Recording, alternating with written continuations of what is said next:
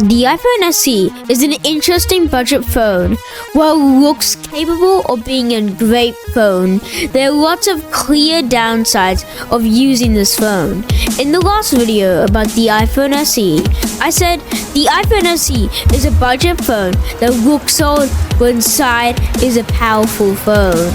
But does this still stand as a worth budget phone? The iPhone SE, which looks to be a good budget phone, but beneath the surface has lots of missing features and problems. Though while the SE does have the A15 Bionic, the same chip from the iPhone 13 and 14, which would make anything you do in the phone lightning fast, and you still get Touch ID, 5G, and a list of small benefits. Here's where it goes downhill.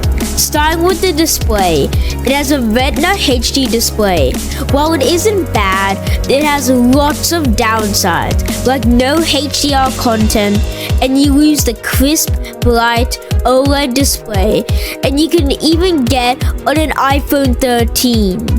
And the battery life has lots of downsides. While Apple is promising a better battery life, we instead get a okay battery life that is beaten by every other iPhone ahead of it. And finally, the design, which is an old 2017 iPhone 8 design.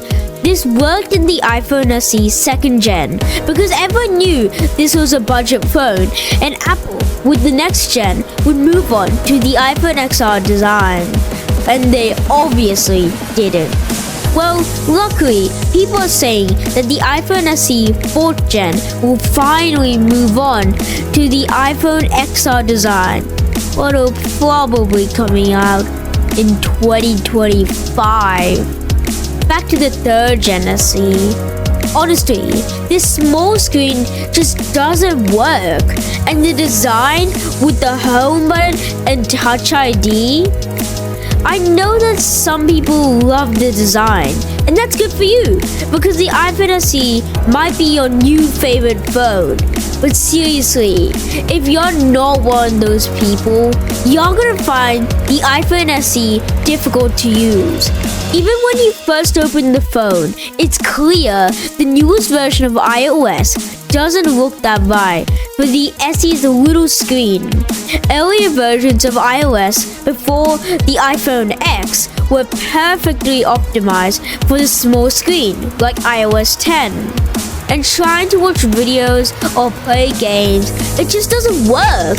You can barely watch movies on the tiny screen with massive borders, and you can't really play many games because the screen isn't big enough. And honestly, still having a phone with the 2017 design makes you feel ancient. So here's the answer to the question said earlier in the video. No. You can easily just buy an iPhone 13, which has the OLED screen, great battery life, same A15 chip, new design and cameras, and a large screen with a smaller notch. And even if you like the SE because of its small design, get an iPhone 13 mini. It has all the features of the iPhone 13 and no compromises, unlike the SE. This would be a way better long-term purchase than the SE. Apple had the potential to make a great budget phone, even better than an iPhone 13, but it just didn't work. Apple does have another chance with the SE in 2025, and we'll see if Apple can make the best budget phone.